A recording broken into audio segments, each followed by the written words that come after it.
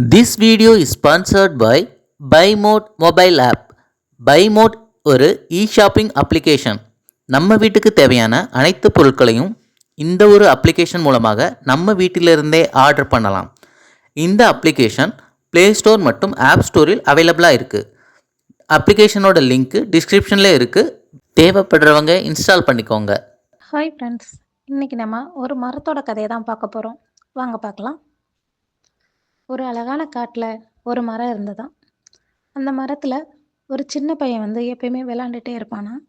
அந்த மரத்தில் விளாடும்போது அவனுக்கு அவ்வளோ சந்தோஷமாக இருக்குமா. அந்த மரத்துக்குமே அந்த பையனை பார்க்கும்போது ரொம்ப சந்தோஷமாக இருக்குமா. அவன் ஒவ்வொரு டைமும் அந்த மரத்தில் ஏறி விளையாடும்போது அவன் தன்னையே மறந்து தன் கஷ்டங்கள் எல்லாத்தையும் மறந்து ரொம்ப ஜாலியாக விளாடுவானாம். திடீர்னு ஒரு நாள் அந்த பையன் மரத்தை பார்க்க வரல. மரத்துக்கோ ஒரே கவலை. ஏன் இன்னைக்கு அந்த சிறுவன் வரல அப்படின்னு ரொம்ப வருத்தப்பட்டுச்சு. சரி, நாளைக்கு வருவான் அப்படின்னு அவன் வருகையை எதிர்பார்த்து காத்திருந்தது. ஆனால் நாட்கள் ஓடியது, சிறுவன் வரல. சில நாட்கள் போனதுக்கப்புறம் அந்த பையன் திரும்பவும் அந்த மரத்தை பார்க்க வந்தான். அந்த பையனை பார்த்த உடனே மரத்துக்கு அவ்வளோ சந்தோஷம். உடனே அந்த பையன்கிட்ட கேட்டுச்சு, ஏன் இவ்வளோ நாளாக வரல, உனக்கு ஏதாவது பிரச்சனையா அப்படின்னு கேட்டுச்சு. அந்த பையன் ரொம்ப வருத்தத்தோட அந்த மரத்துக்கிட்ட சொன்னான், எனக்கு நிறைய நண்பர்கள் இருக்காங்க. அவங்கக்கிட்ட நிறைய அழகழகான பொருள்லாம் இருக்கு. பொம்மைகளும் வச்சிருக்காங்க. அதை வச்சு ரொம்ப சந்தோஷமா விளையாடுறாங்க. ஆனா என்கிட்ட விளையாட எதுவுமே இல்லையே அப்படின்னு சொல்லி வருத்தப்பட்டான். அதை கேட்ட அந்த மரமும், ஓ, இதுக்கு தான் வருத்தப்படுறியா? என் மரத்துல இருக்க எல்லா பழங்களையும் பறிச்சுக்கோ. எல்லாத்தையும் கொண்டுட்டு போய் கடையில போய் வித்த அப்படின்னா உனக்கு நிறைய பணம் கிடைக்கும். அந்த பணத்தை வச்சு உனக்கு என்ன பொம்மை வேணுமோ வாங்கிக்கோ.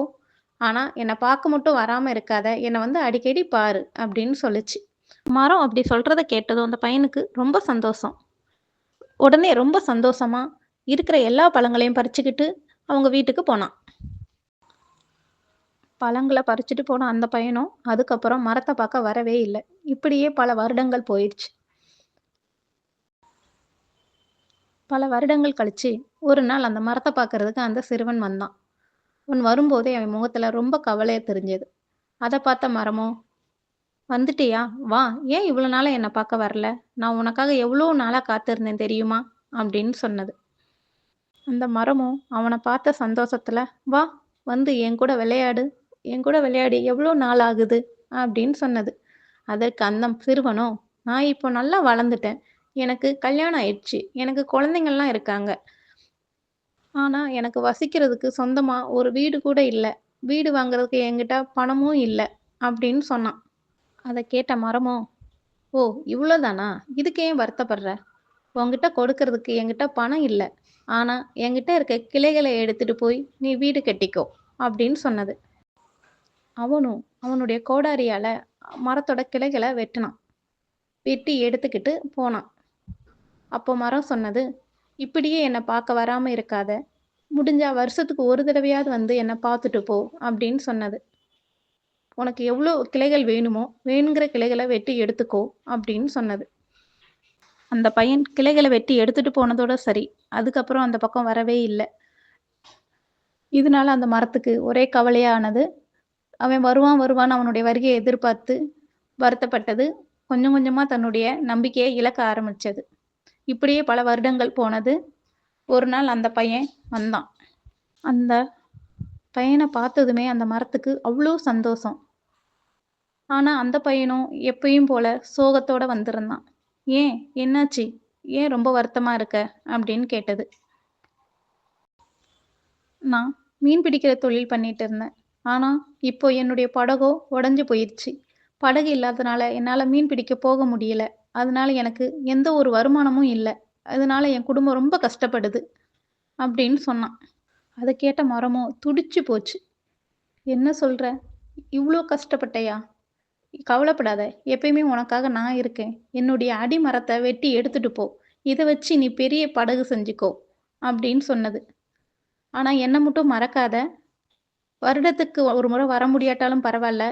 எப்பயாவது ஒரு தடவை என்னை பார்க்க வா அப்படின்னு ரொம்ப வருத்தமா சொன்னது. வழக்கம் போல வருடங்கள் ஓடி போனது. ஆனா அந்த பையனும் அந்த மரத்தை பார்க்க வரவே இல்லை. இனிமே அவன் வரமாட்டான் அப்படிங்கிற அந்த மரம் ரொம்ப வருத்தப்பட ஆரம்பிச்சது. ஒரு நாள் அந்த பையனும் வந்தான். தலையெல்லாம் நரைச்சு போய் கூன் விழுந்து ரொம்ப வயதான தோற்றத்துடன் வந்தான். அதை பார்த்த மரத்துக்கோ அழுகையே வந்துருச்சு. அந்த மரம் அந்த பையன்கிட்ட சொல்லுச்சு, இப்போ உனக்கு கொடுக்கறதுக்கு பழமும் என்கிட்ட இல்ல, கிளைகளும் இல்ல, என்னுடைய அடிமரமும் இல்ல. உனக்கு கொடுக்க என்னிடம் ஒண்ணுமே இல்லையே அப்படின்னு சொல்லி ரொம்ப வருத்தப்பட்டுச்சு. அதுக்கு அந்த பையனும் சிரிச்சுக்கிட்டே மரத்துக்கிட்ட சொன்னான், இப்போதைக்கு நீ பழம் கொடுத்தாலும் அதை என்னால திங்க முடியாது. ஏன்னா எனக்கு பற்கள் இல்ல. அதே மாதிரி இனிமே ஒரு வீடு கட்டவோ, இல்ல படகு செய்யவோ என்கிட்ட சக்தியும் இல்ல. எனக்கு இப்ப தேவைப்படுறதெல்லாம் ஓய்வு மட்டும்தான் அப்படின்னு சொன்னான். அப்படியா? இதோ தரையில கிடக்கு பார் என் வேர்கள். அதுல நீ படுத்துக்கோ அப்படின்னு சொன்னது. அவனும் அந்த வேர்கள்ல தன் தலையை வச்சு படுத்துக்கிட்டான்.